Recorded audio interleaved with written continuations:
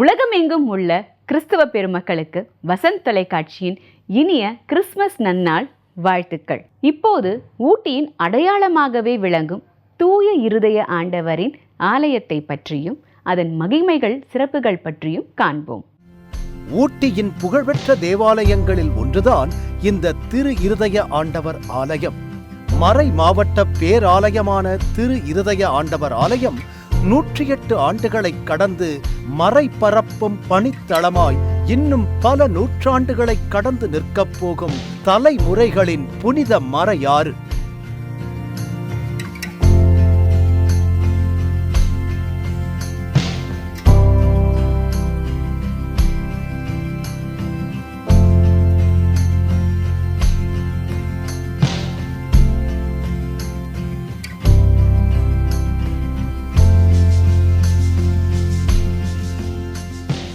திரு இருதய ஆண்டவர் பேராலயம் மறை திரு ரூவா அடிகளாரால் தொடங்கப்பட்டு மறை திரு ஃபூபோர்ட் அடிகளாரால் கட்டி முடிக்கப்பட்டது.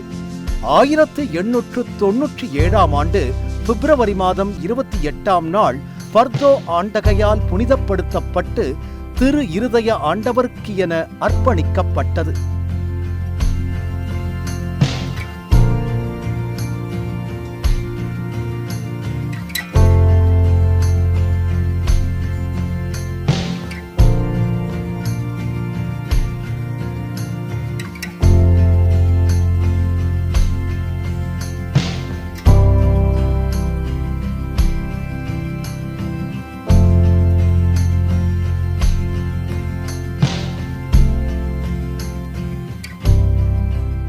இதன் வரலாற்றை இன்னும் சற்று விரிவாக பார்க்கலாம். சேக்ரட் ஹார்ட் சர்ச் 1897 ரெவரண்ட் ஃபூபோர்ட்டால் கட்டி முடிக்கப்பட்டது. முதல் உலகப் போருக்கு பிறகு ரெவரண்ட் ஃபாதர் வெல்லல்சி மணி கோபுரங்களை கட்டினார். பின்னர் 1918 முதல் உலகப் போரின் வெற்றிக்கு பின்னர் வெற்றியின் கோபுரங்கள் என பெயரிடப்பட்டன. 1955 அன்று உதகமண்டலம் அதன் சொந்த அதிகார வரம்பிற்கு உயர்த்தப்பட்ட போது புனித இருதய தேவாலயம் மறை மாவட்ட கத்தோலிக்கராக மாறியது. திருத்தந்தையின் காலத்தில் ஆம்ப்ரோஸ் 1989 ஆண்டு பழைய நிலையிலிருந்த கத்தீட்ரலின் கூரைகளை மீண்டும் கட்டும் போது கருவறையின் மேற்கூரை கீழே விழுந்தது.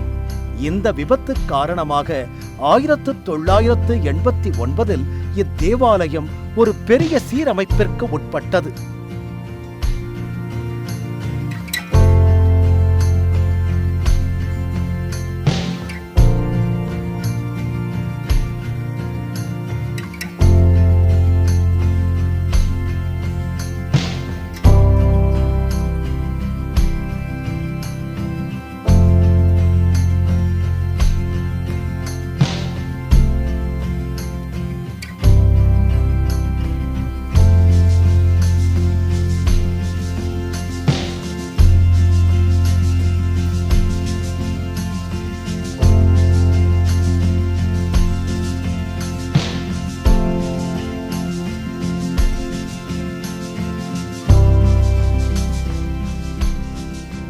பேராலயத்தில் நாள் முழுவதும் தேவ நற்கருணை ஆராதனை சிறப்பாக நடந்தேற ஆராதனை கன்னியர்கள் பணியாற்றி வருகிறார்கள்.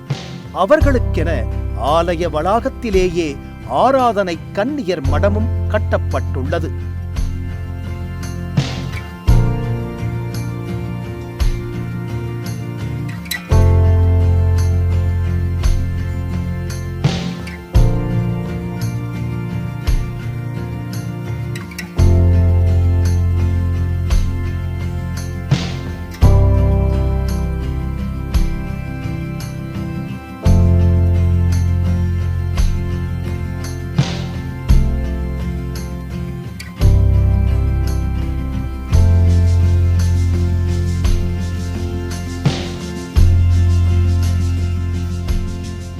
பேராலயத்தின் உள்ளே கலை ரசனையுடன் கட்டிடக்கலையை பறைசாற்றும் வண்ணம் வண்ண கண்ணாடி ஜன்னல்கள்,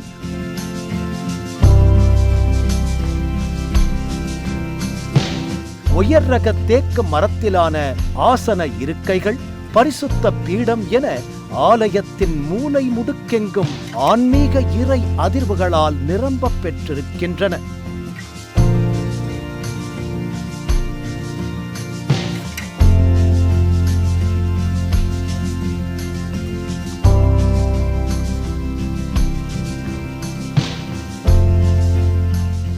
இவை தவிர சுதை சிற்பங்களாய் இயேசுவின் வாழ்வில் நடந்த சம்பவங்கள் ஆலயத்தின் சுவர்களில் பதிக்கப்பட்டுள்ளன.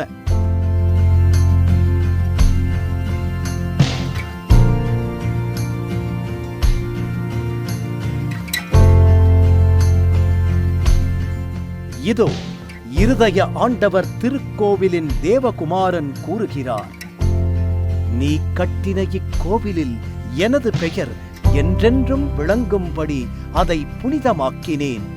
என் கண்களும் என் இதயமும் எந்நாளும் அங்கேயே இருக்கும். ஆம், தன்னை நாடி வரும் பக்தர்களை ஆண்டவர் என்றென்றுமே தாங்கிப் பிடிப்பார்.